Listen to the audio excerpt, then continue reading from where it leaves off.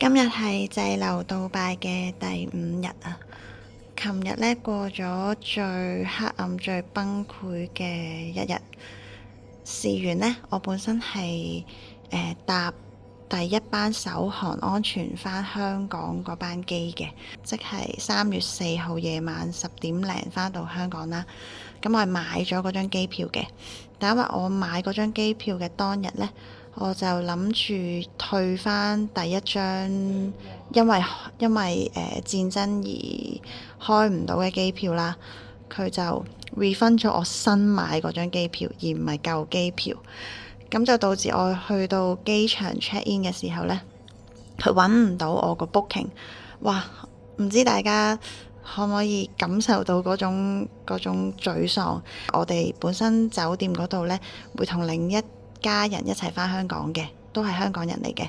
我哋呢，仲已經夜晚開咗個會，即係一個走佬計劃咁樣啦。即係可能兩個老公就去咗機場 check in 先，老婆同埋佢哋嘅兩個女呢，就喺酒店度等，因為如果飛唔到呢，就hold 住間酒店房咁樣。咁點知最後呢，就係佢哋就登咗機啦，咁我哋就去沿路折返。即係呢種心情係我好戥佢哋開心啦，但係又為自己又感到好絕望咯。咁之後好彩老公好冷靜啦。咁我其實情緒已經好崩潰噶啦。咁佢就好冷靜，我哋再訂咗一張3月5號凌晨3點半嘅飛機。但係好可惜呢，收到喺航空公司個 app 啦，同埋喺佢哋杜拜機場嗰個網站呢，見到架機又取消咗。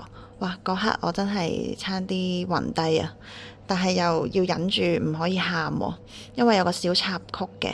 之前如果你有睇我之前嘅頻道都知啦，即係我都幾崩潰下咁，所以我喊過啦。咁但係我係喊到呢，直情係個眼角膜係損咗啊！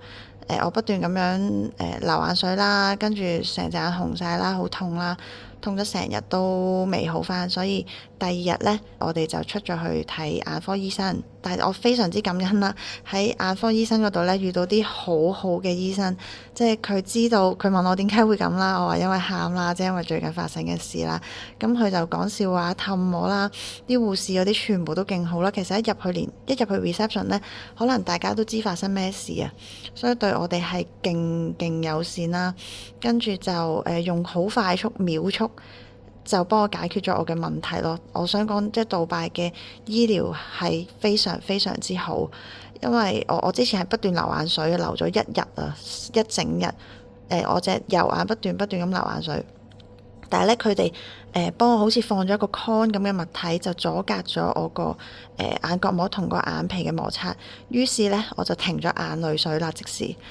跟住再過咗2日呢，我係3月2號去睇嘅。咁3月4號呢，佢就要我覆診，因為要幫我除翻嗰個好似 con 咁嘅物體啦。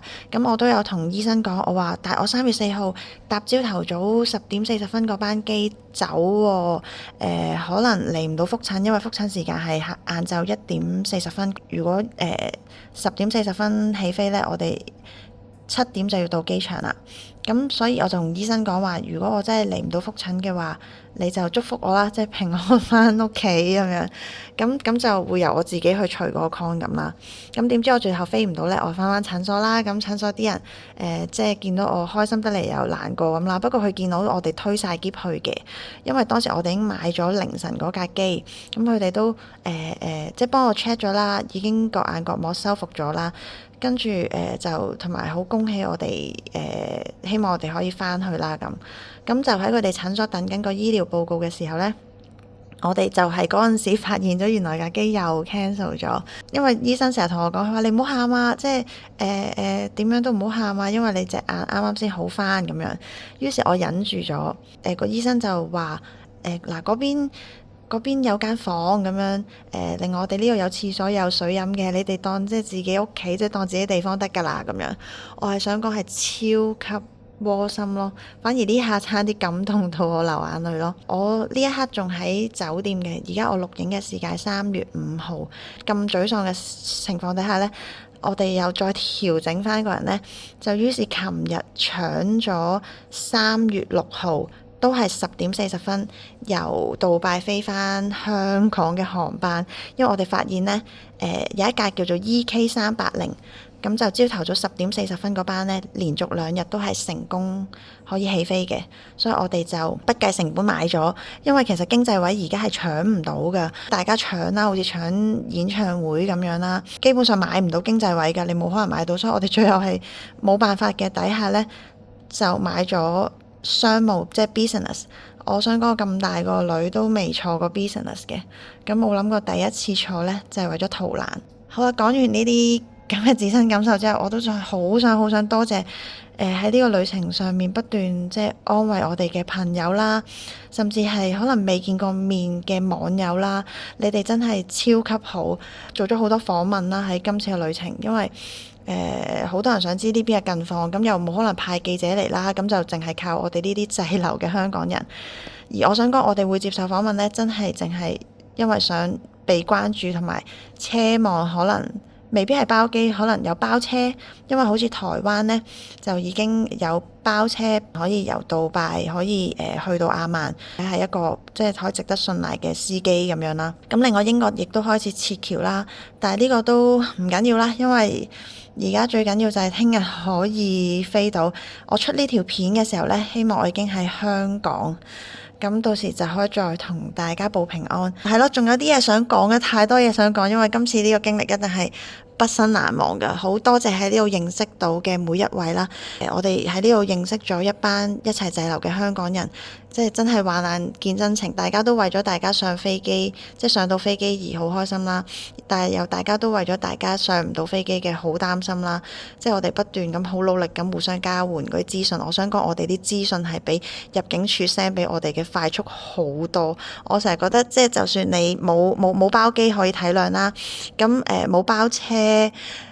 都希望你可以俾我哋最 update 最快嘅資訊，唔緊要啦，即係真係香港人係好團結嘅，咁同埋嚟到呢個咁艱難嘅時候呢，大家係每一晚每一日任何時間都喺度交換緊資訊嘅，即係每個成功逃走嘅人都好詳細咁話俾你聽，你可以選擇另一條點樣行嘅路。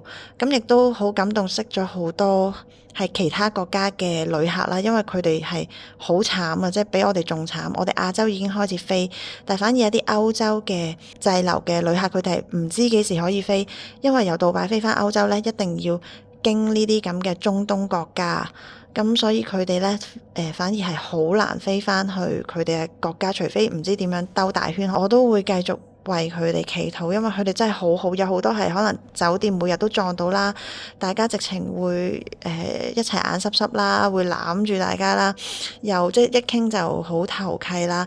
咁呢啲都係喺災難裏面我好難忘嘅好多回憶嚟嘅，即係遇到好多好人好事。同埋我都想澄清，因為外界好似講到呢度係非常之危險啦。當然我哋第一日即係聽到啲聲喺度響啊，或者聽到個警報啊，或者有人見到好多煙霧啊，甚至一啲火光啊，即係好多嘢咧，係會令我哋好驚，因為我哋未試過喺戰爭嘅，即係喺戰場裏面咁啦。但係咧，我想講市面其實係好似冇嘢咁噶，好平靜噶，即係大家都係照樣生活。係可能頭嗰2日發生嘅時候咧，就少咗人，又少咗車。咁但係佢啲商場啊，所有嘢都係照樣營運。有啲旅遊景點，例如哈利法塔受咗嗰啲碎片擊中之後，其實過咗2日咧已經有呢個激光表演咁噶啦。呢度啲人民都好有紀律啊，即係一發生事咧，我哋都有少少擔心，所以就會去超市嗰度買少少乾糧啦，都唔係買咗好多。去到超市發現呢個貨架係好齊全嘅，即係冇嗰種被搶購一空嘅情況，係完全冇㗎。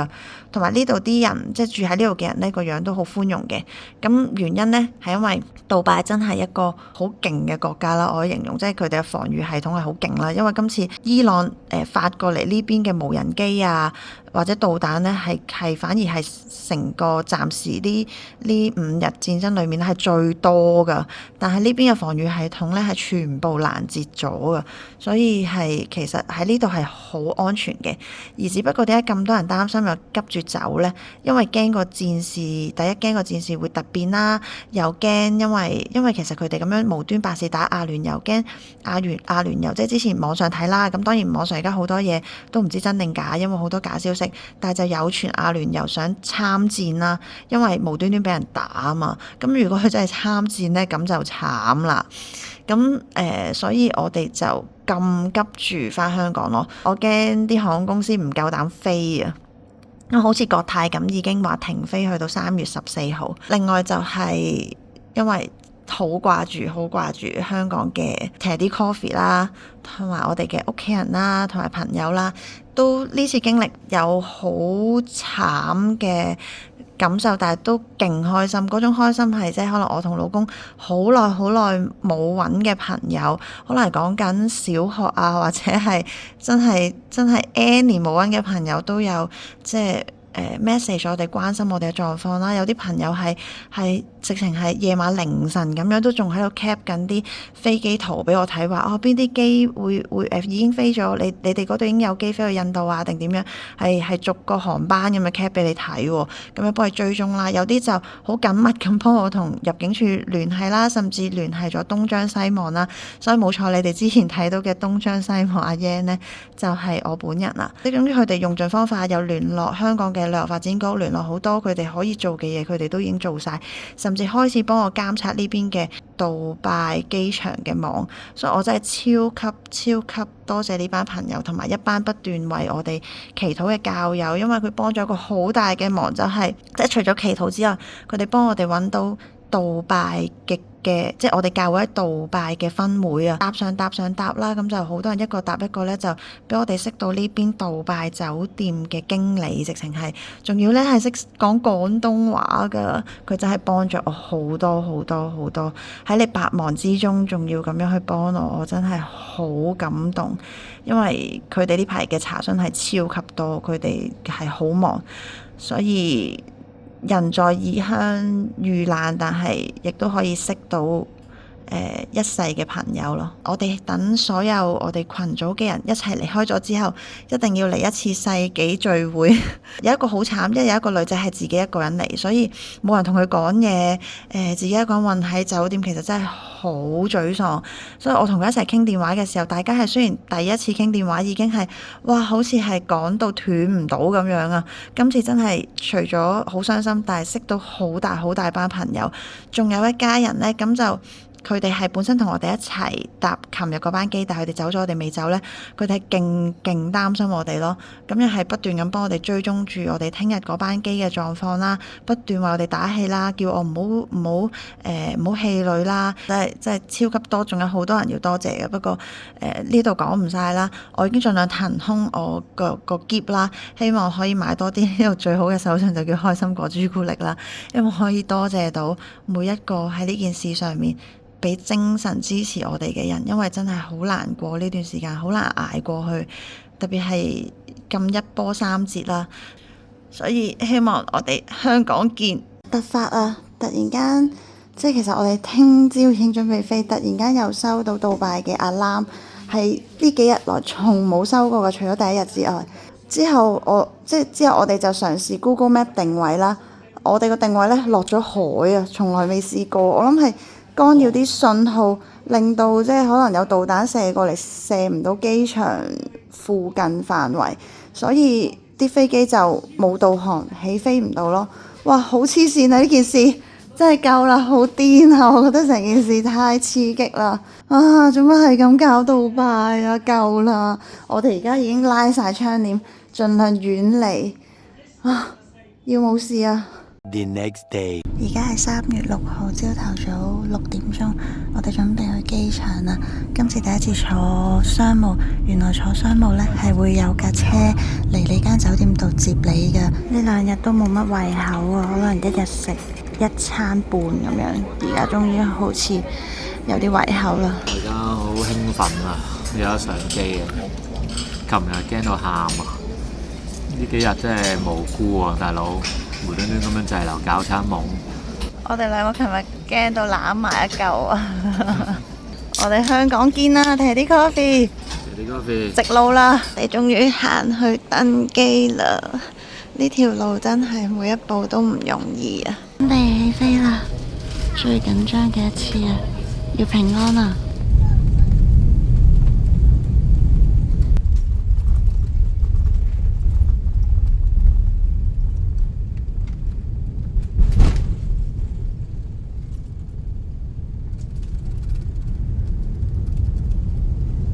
終點在望啦，見到香港啦！